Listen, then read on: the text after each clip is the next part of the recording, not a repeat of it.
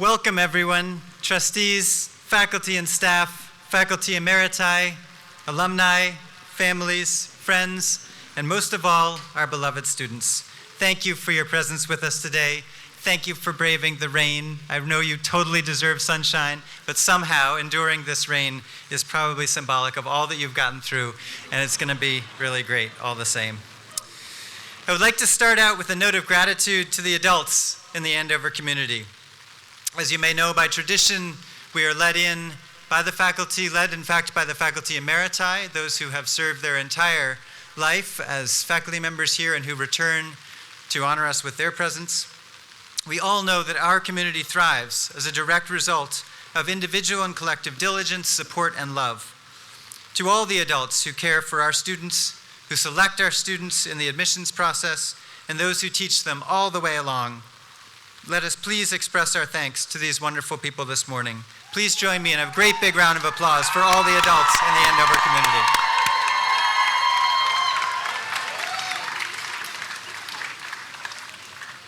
To the parents and grandparents, guardians and friends, thank you too.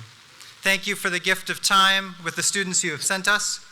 I know for many of you that it felt like a great sacrifice to part with your children so early, for so many days out of the year, whether as boarding or day students. For this gift of time, you have our enduring thanks. The students you have shared with us have done us very proud, and all of you very proud as well. Students, let's please give a huge round of applause to your parents and grandparents and godparents. And parents and grandparents and godparents, I know you are also getting wet today, so thank you also for bearing with us. And to the great class of 2016.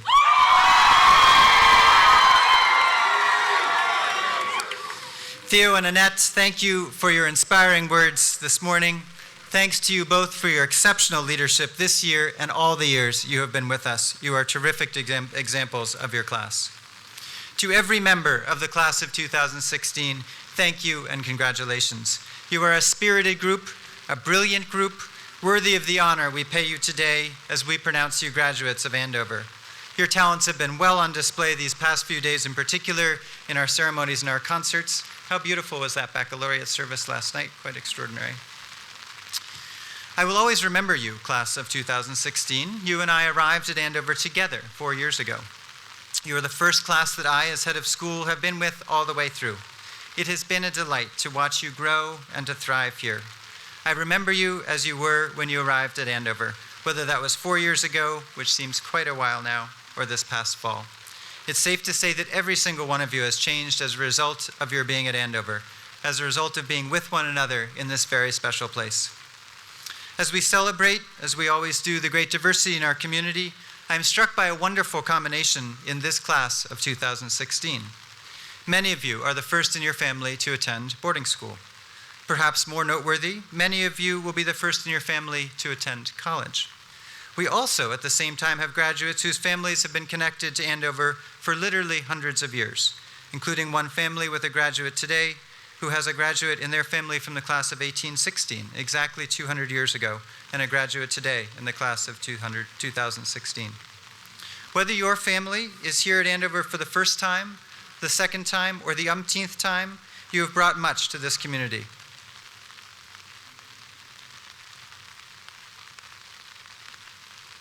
You have done well at Andover, and you have done Andover well.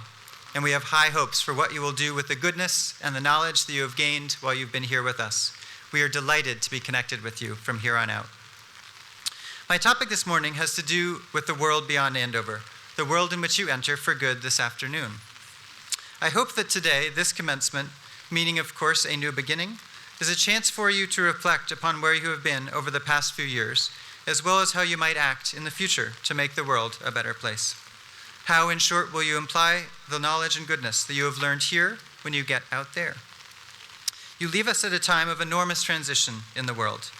The one thing I suspect we could all agree on, regardless of political persuasion, is that the rate of change is unprecedented in human history. The problems that humanity will need to address together, which will affect your generation much longer than my own, make for a long list.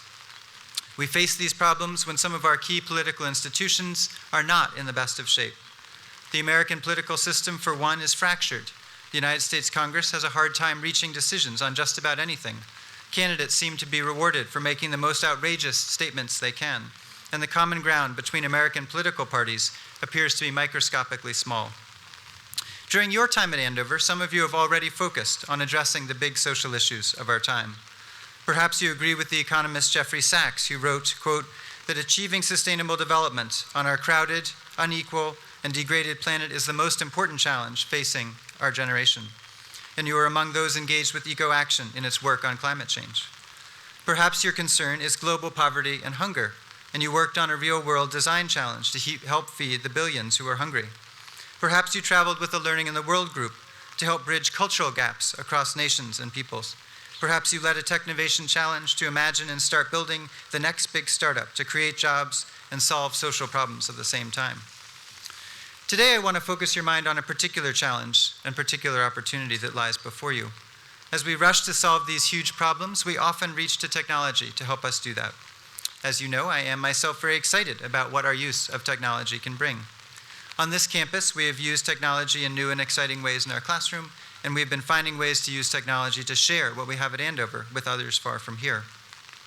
At the same time, I fear that the unfettered use of technology will bring with it bigger problems than it solves. Your time at Andover has been marked by the rise of many different technologies. Consider the sharp rise in the use of drones over the past 4 years. That real-world design challenge team from Andover that won the Massachusetts Challenge, this team proposed the use of a drone to aid farmers in their efforts to grow crops more efficiently and healthfully. The United States relies increasingly on drones for important combat and intelligence missions. Less profound, but more likely to affect you directly, Amazon.com announced earlier this year it is testing the use of drones to deliver your packages. Perhaps those who follow you at Andover will get their packages directly at their dorms instead of at central services in GW. These drones can save lives, improve the economy, and help feed the hungry. The same goes for self-driving cars.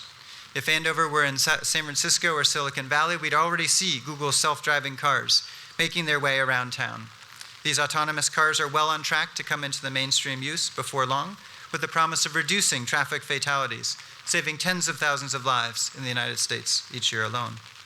The list of things that are in the process of being transformed is growing with great speed. Artificial intelligence, derived, as you probably know, from the work of Marvin Minsky, Phillips Academy class of 1945, who visited us this past year and who passed away recently, is behind these many changes. These changes are coming to our kitchens through the Internet of Things and into every workplace.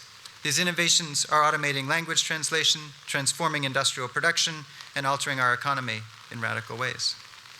So what do these profound changes mean for you, soon-to-be graduates? One might draw the conclusion that the important thing is for graduates to know how to master these automated systems. And to some extent, that is surely true. There are jobs to be had in programming, security, and marketing of new technologies. The government of any nation you come from needs you to help secure systems and borders in cyberspace. The private sector needs you to grow and expand our economy in the United States and around the world. And that is all true. I hope you do pursue some of these occupations, and I know you'll be quite successful if you do so. The bigger conclusion that I draw, though, is that we also need the humanists. I hope that all of you, with your newly minted Andover diplomas, will take full advantage of the liberal arts experience you have had here. To solve the problems that come with advanced technology, society will need people with expertise that is deeper than the technical. Increasingly, companies and governments are finding that the people needed to tackle computing problems have not just technical expertise, but the kind of imagination that comes from a liberal arts background. Think ahead, beyond the immediate. Imagine the kinds of thorny issues that we can expect from a world that is more automated than it is today. With computers making more decisions, including life and death decisions on the roads and in the air, we need ethicists who will set sensible rules ahead of time. 2 self-driving cars, for instance, find themselves on a collision course.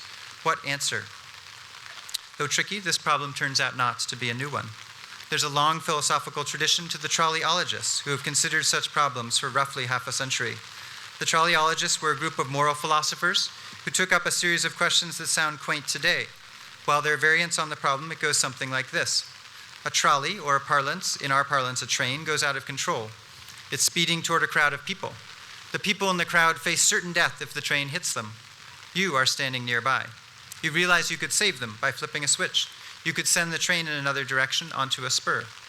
In doing so, you would divert the train and surely save their lives. And here's the rub.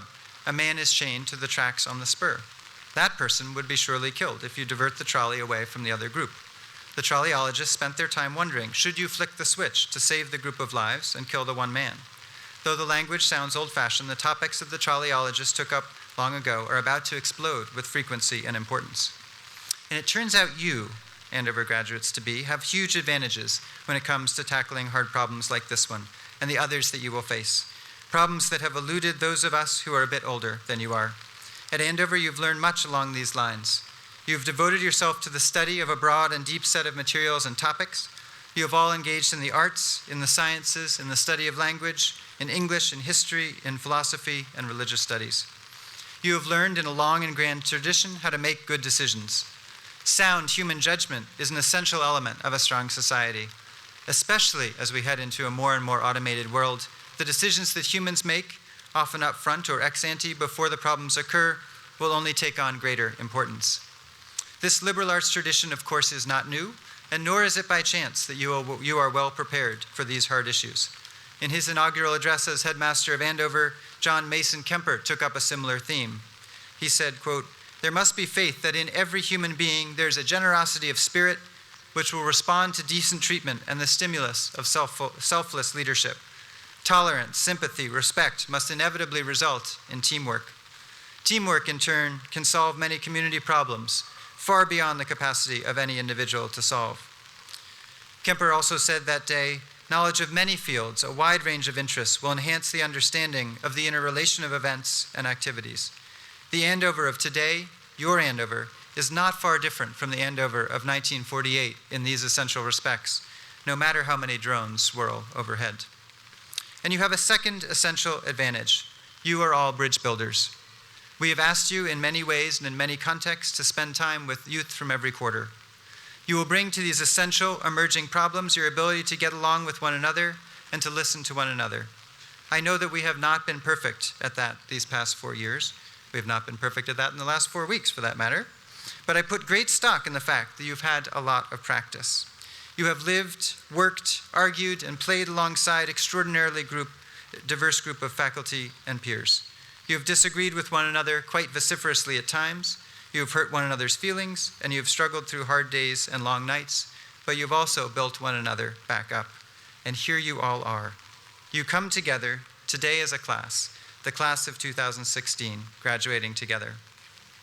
I can't possibly say what the biggest problems of tomorrow will be exactly. And you'll be glad to know I will not try to elucidate that in this speech in the rain. But to solve the problems that face society today and will face society going forward, I'm certain that we will need people who can listen to one another, people who can appreciate other points of view, people who cherish diversity in all its forms, and people who can work across different, turning the other cheek, setting aside hate and anger, choosing instead empathy and love. The founders of Phillips Academy and Abbott Academy were devout Christians.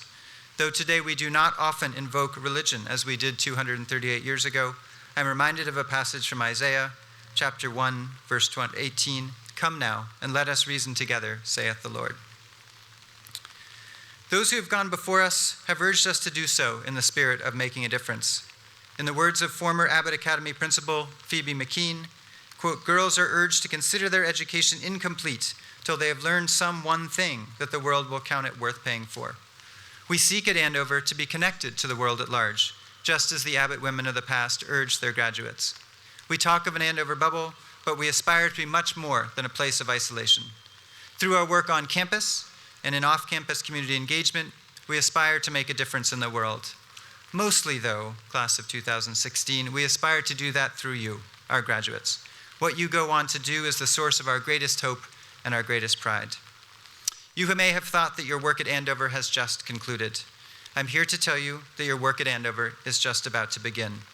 That work is not about exams or races or concerts or plays or art installations on campus. It's about how you will act in a world that needs your care, your support, your leadership, and yes, your good human judgment. As we bid you adieu, we have enormous faith in what you will do, the class of 2016, my first class, will do, in all your humanity and with all your grace. Congratulations, class of 2016, and Godspeed. Thank you.